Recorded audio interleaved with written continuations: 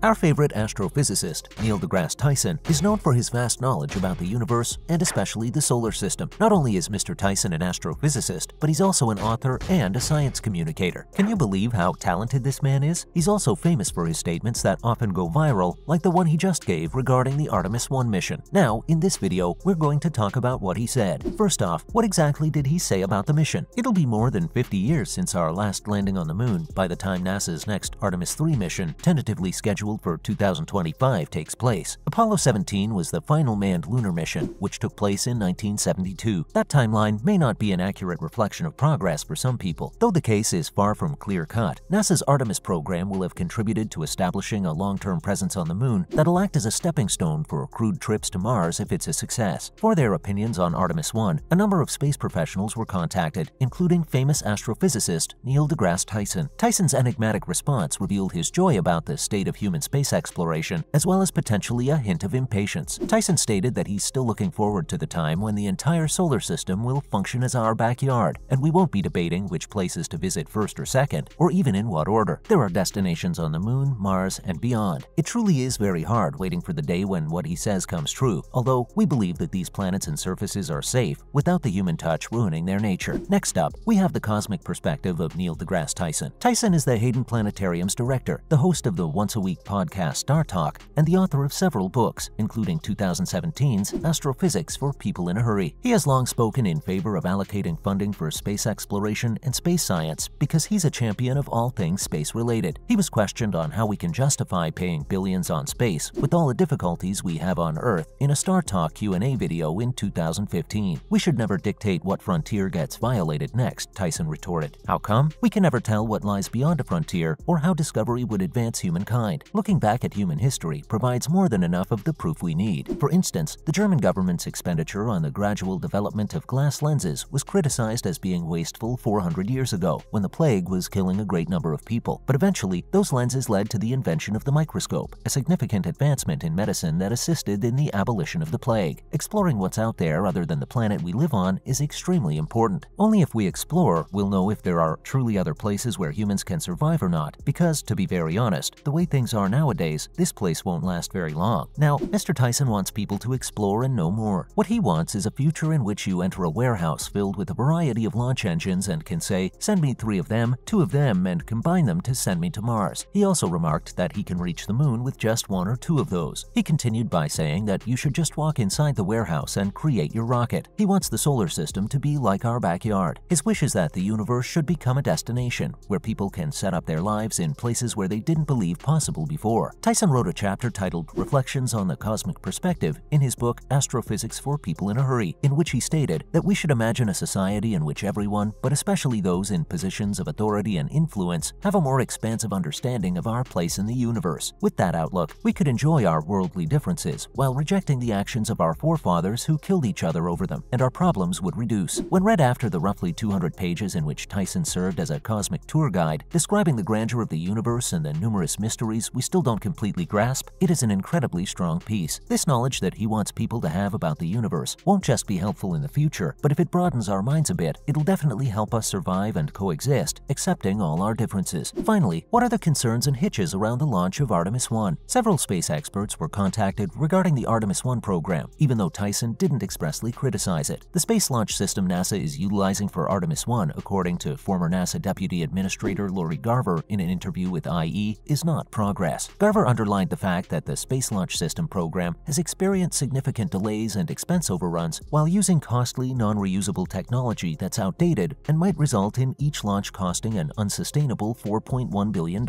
according to NASA's own Inspector General. Shortly after we spoke with Garver, NASA postponed the SLS's initial launch attempt due to an issue with one of the rocket's 4 RS-25 engines, which is located on the core stage. Every time a launch attempt is scrubbed, the space agency will come under closer scrutiny, but it'll prioritize safety before launching. The SLS program's management by NASA is still under review, but if it helps our goal of making the solar system our backyard, will it all be worthwhile? Definitely. We should have more people working to achieve our goal of space exploration, in our opinion, so we can progress more, expand our knowledge, and one day think about what we'll do if we lose this planet. Now for some other related news. First off, you're invited to an evening with Neil deGrasse Tyson by the Adrienne Arsht Center on October 3rd at 7 p.m. in the Night Concert Hall, Tyson Books and Books, Miami Book Fair, Fair, the Philip and Patricia Frost Museum of Science, and the Adrienne Arsht Center for the Performing Arts of Miami-Dade County collaborate to present An Evening with Neil deGrasse Tyson. Dr. Tyson will discuss civilization through the lens of science and the scientific mind in a discussion chaired by Dr. Doug Roberts, Vice President of Science Education and Director of the Frost Planetarium at the Philip and Patricia Frost Museum of Science. Dr. Tyson takes on the themes and concerns that are continually being discussed, whether in the media, online, or in real life, using his remarkable breadth of knowledge and his distinctive point of view. His cosmic viewpoints on a wide range of topics, such as meat eaters and vegetarians, meat and beauty, exploration and discovery, Earth and Moon, conflict and resolution, risk and reward, gender and identity, color and race, law and order, body and mind, and life and death, may cause readers to reevaluate what they believe to be true. Hearing this person speak is always a treat, and it's a guarantee that you'll either learn something new or your perspective about something will be shifted, not to be missed. Next up, NASA is about to attempt to redirect an asteroid.